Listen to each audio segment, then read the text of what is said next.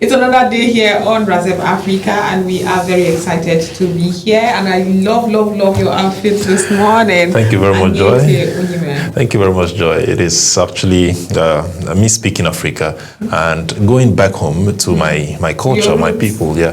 So, if you've seen me, you'll know where I come from. It is just that something is missing, actually, Joy. But the next time, I think it's the neckwear and the beads on the hand. So that's true. By the time we get down there, you will now know that truly Africa is fit. I'm happy this is broadcast ready, so that you don't look like you're going for your tradition.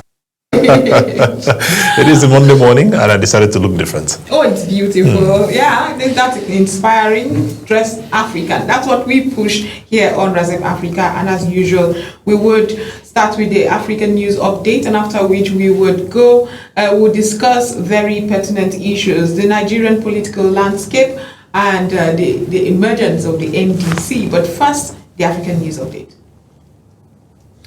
We begin in East Africa today, where Kenya and France have signed 11 new agreements aimed at deepening cooperation across strategic sectors, including energy, transport, digital infrastructure, and sustainable fuels. The deals were signed at State House in Nairobi, following talks between President William Ruto and French President Emmanuel Macron. The agreements include major infrastructure projects such as a new National Electricity Control Center, railway modernization, upgrades to the Mazinga Dam, and support for Kenya's digital highway. Both leaders described the deals as a major boost to Kenya's long-term development, while also raising concerns over rising global fuel prices linked to tensions in the Strait of Hormuz. From strengthening diplomatic ties to growing international security cooperation, the United States says it is expanding its laws enforcement footprint in Kenya with a new anti-corruption post in Nairobi. The FBI announced it will appoint regional transnational anti-corruption program manager to its legal attaché office in Kenyan capital. The move follows high-level talks between FBI officials and Kenya's Directorate of Criminal Investigations and is expected to improve intelligence sharing, technical support, and specialized training.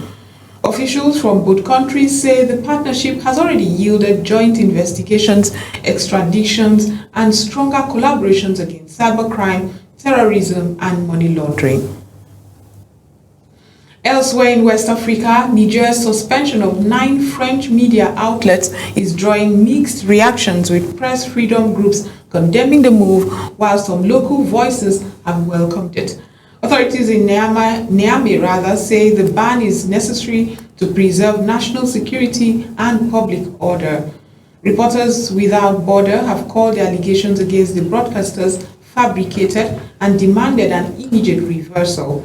But supporters of the military government argue the decision protects Niger from what they described as foreign media interference amid worsening insecurity and strained relations with France. Staying in the Sahel, Mali's military government is seeking to project strength as hundreds of supporters railed in Bamako to back the ruling junta following last month's deadly coordinated attacks.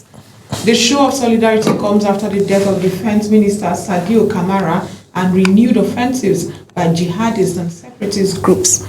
Protesters pledged loyalty to the transnational authorities, even as armed groups continue to challenge the state's control in one of the country's most serious security crises in years.